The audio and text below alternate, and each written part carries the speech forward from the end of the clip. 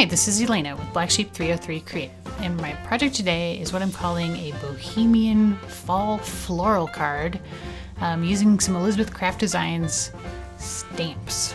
Well, it's really one big stamp. So you see there, it's the Floral Background stamp. Now this actually came out in the spring, but I love floral cards and I love using them for fall cards. You just have to change the color palette. So I have a piece of very dark purple cardstock there. It's cut to, it's about 6.5 by 6.5 because the stamp is 6 by 6.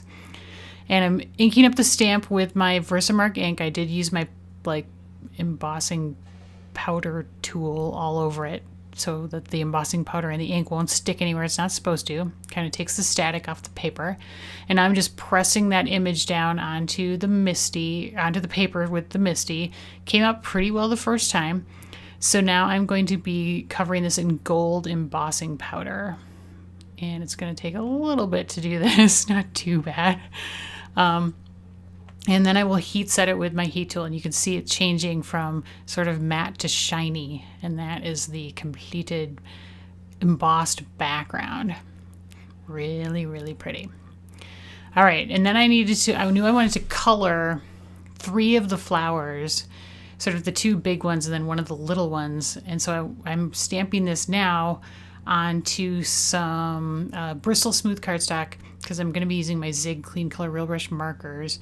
I'm stamping this with Gina K Designs black Amalgam ink because that is waterproof and will work fine with the Zig. So you can see I'm having to ink it and stamp it, I don't know, I think it was 3 times overall to get a good image. And then so that's what I've got now of those 3 main flowers.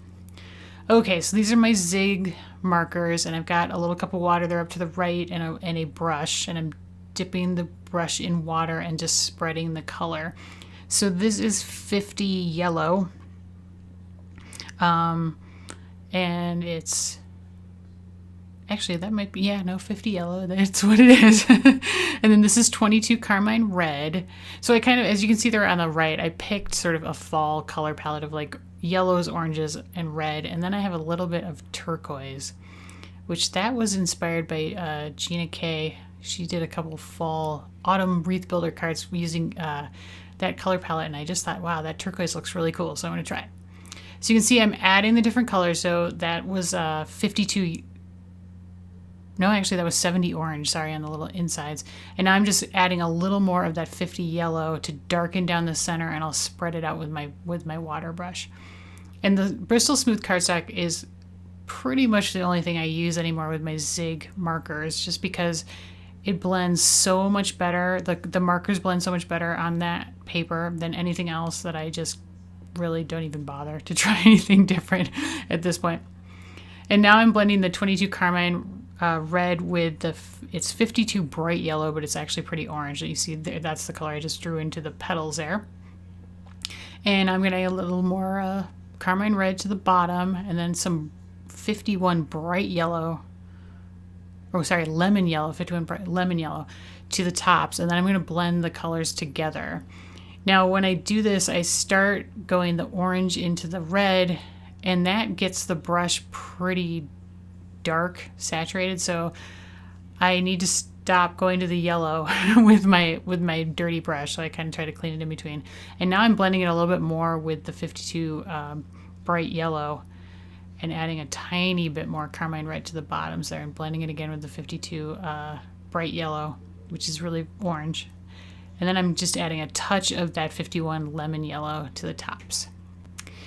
And the center, I had originally colored it yellow on the yellow flower, but I changed it over to turquoise. It's actually light blue is what it's called. The color is 36 light blue. And then this is 70 orange. I'll put some water on that kind of green looking center in the yellow flower and dab it up, and then I can go over it once it's dry with the light blue to make it more of a turquoisey color, which will look better later. You won't actually see me do that, but I do that in the end. So there's a little bit of tweaking of like the red and the yellow and a little bit of the orange, just to get them like a fairly bright color palette. But now I've got all my elements. So I have die cut out the embossed panel with the second largest die in the stitched circles or stitched squares die set. And then this is a piece of Gina K Designs red velvet cardstock that I've die cut out using the largest square and the dotted scallop squares die set. Then this is a 5.5 by 5.5 inch card base out of warm cocoa cardstock. Then I have fussy cut out the 3 flowers I colored.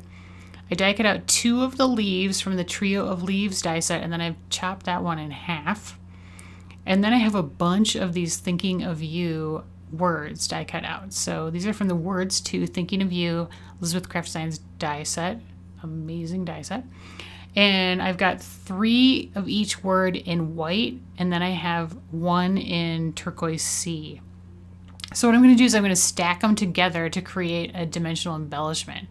So I'm using Zig 2A glue pen on the front of the word, and then I'm stacking the second word on top of it, lining it up real carefully. Then I'll stack the third one on top of that, again lining it up really carefully, and then I'll do the blue U on top of that to get the dimensional word all complete. And I'll do that with all 3 of the words. But first, let me layer my cardstock together. So I've got 10mm clear double-sided adhesive tape on the back of the 2 large pieces, and I'll adhere the red piece down in the center of the brown card base.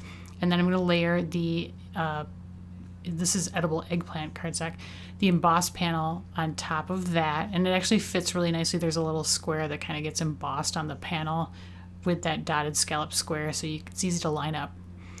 And now I'm going to take my Zig 2A glue pen and I'm going to glue down the flowers, basically right over where they are embossed in gold on the purple panel.